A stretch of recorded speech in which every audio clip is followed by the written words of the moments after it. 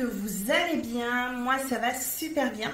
Alors aujourd'hui je vais vous parler un petit peu de pourquoi j'ai fait un bypass et pas une sleeve.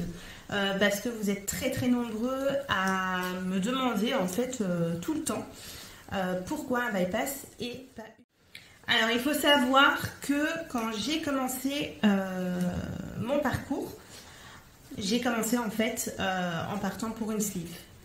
Sauf que tout ne s'est pas passé comme il fallait, puisque mon chirurgien m'a demandé voir si j'avais des problèmes d'acidité, etc. Chose que je lui ai dit que oui, que je prenais déjà des oméprazole, etc. Et que au niveau estomac, ça n'allait pas fort. Donc ce qu'il a fait, c'est qu'il m'a dit qu'il fallait de toute façon, quoi qu'il arrive, passer par la gastroscopie et qu'on allait voir à ce moment-là qu'est-ce qui allait en devenir. La gastroscopie se passe. Bon, c'est pas un examen hyper agréable, mais voilà. La personne qui m'a fait la gastroscopie m'a juste dit qu'apparemment j'avais un problème de clapet, mais sans plus. Il m'a pas donné plus d'explications que ça.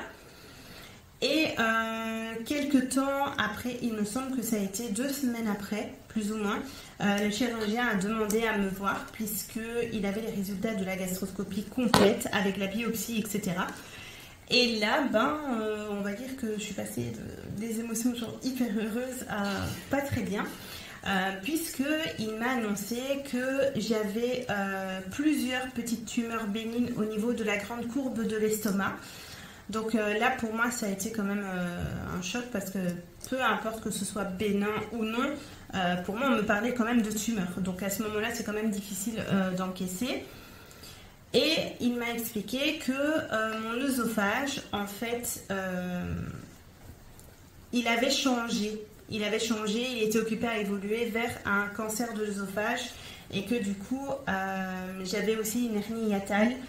Et que le tout combiné, c'était pas très bon. Donc peu importe, même si je n'aurais pas eu de soucis de poids, on va dire, quoi qu'il arrive, j'aurais dû me faire opérer pour ces raisons-là et ne plus avoir d'acidité, etc.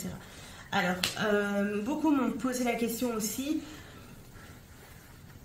est-ce que j'ai de l'acidité encore au jour d'aujourd'hui? Alors la réponse est non.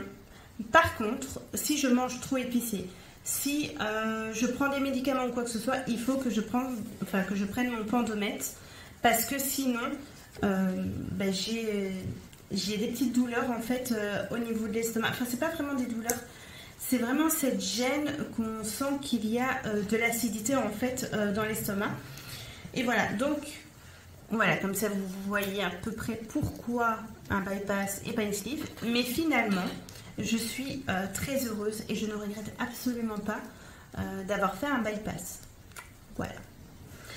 Bon, je vais vous laisser pour la prochaine vidéo, même si elle était très courte, mais au moins j'ai répondu à votre question principale parce que c'était ça le but. Et n'hésitez pas si vous avez des questions ou quoi que ce soit de me les mettre en commentaire.